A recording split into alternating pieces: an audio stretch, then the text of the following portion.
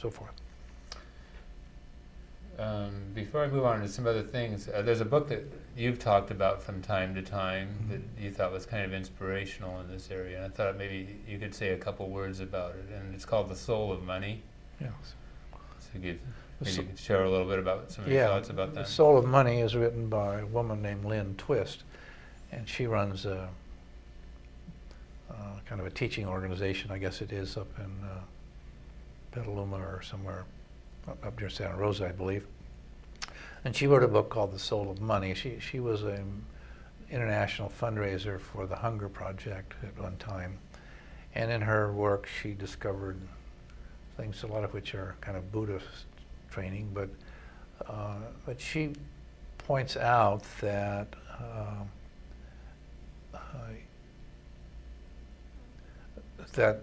you don't teach your children. Well, the most important thing we can leave our children is a healthy relationship to their money. Mm-hmm. And they can't have that healthy relationship if they don't participate in what it means to have money.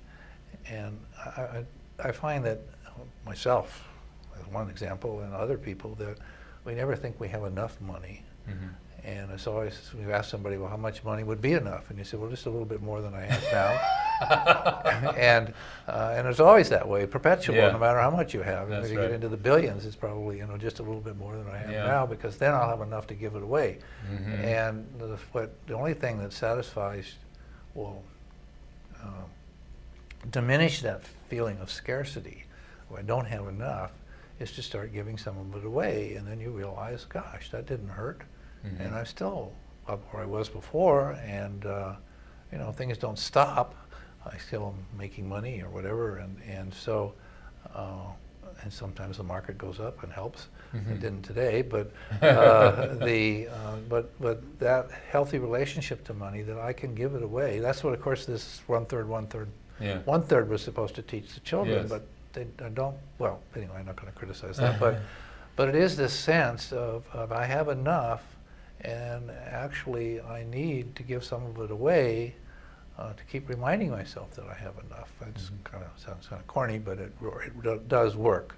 Mm-hmm. And then if you can communicate that to your children, that you never are so broke that you can't give some of it away. And one of the things that she talks about is going to like community meetings in impoverished communities, places where, I mean, we would think of them as poverty type areas, mm-hmm.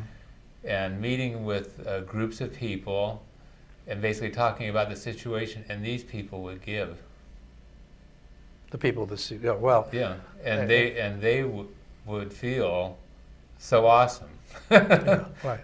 Well, any fundraiser, professional fundraiser, would tell you that all the talk, pictures, slick mailers with pictures of people destitute don't hold a candle to a site visit, to mm-hmm. go and see the concrete, physical people there and hear about their problems. I don't want to invade their privacy, but many of them are willing to share their experiences, and when you hear their life experiences, you just feel shame mm-hmm. that something could be done to help them, mm-hmm. and you certainly don't feel like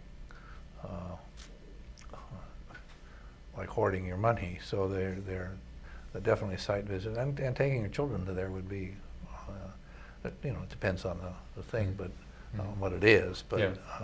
But still taking children there to see that side of life. Okay. There's another thing that I'm going to mention, and it's not in my questions, so excuse me for that. But anyway, I've done a lot of reading of success literature type things.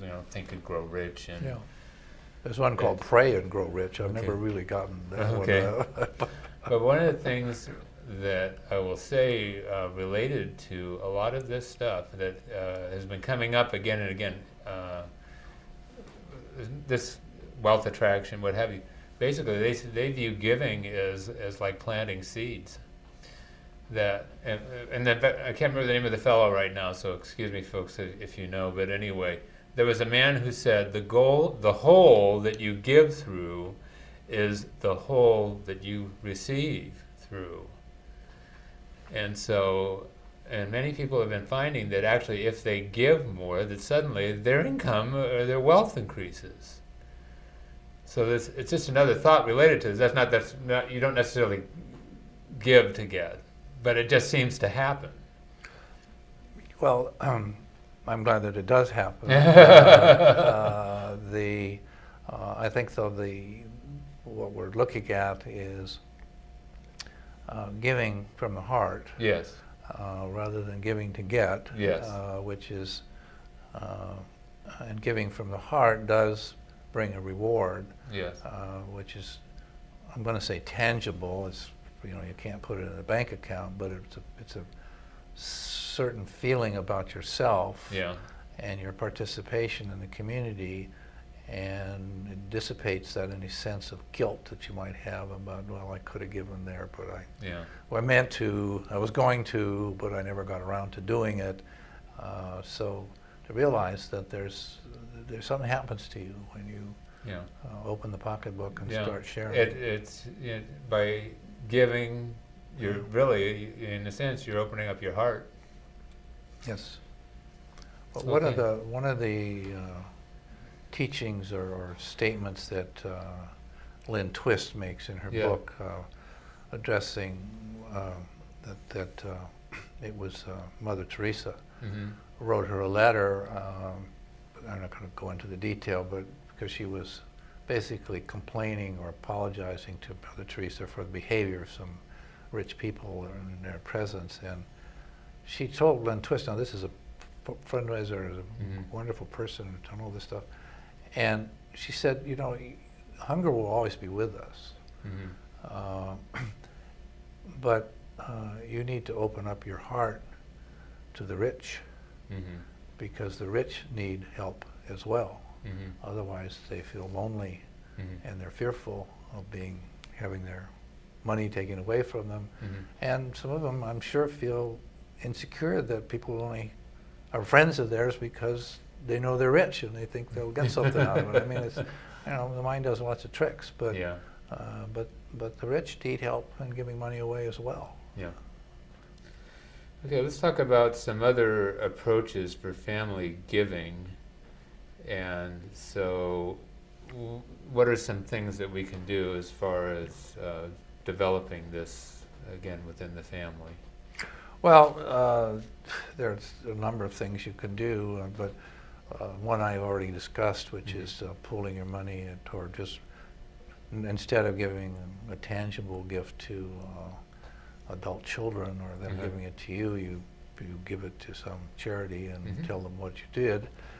We've given our grandchildren through the heifer group animals every year, and they get the pictures and they get to see it, and there are other things you can do. As I said, you can take them on a site visit, and most organizations would welcome you bringing the children down there.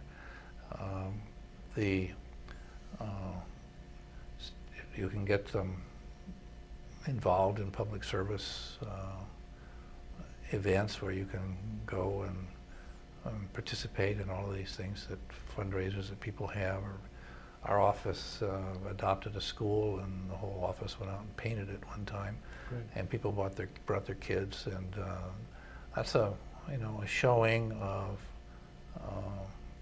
goodwill and good spirit, and it's giving of your time. Yeah. So.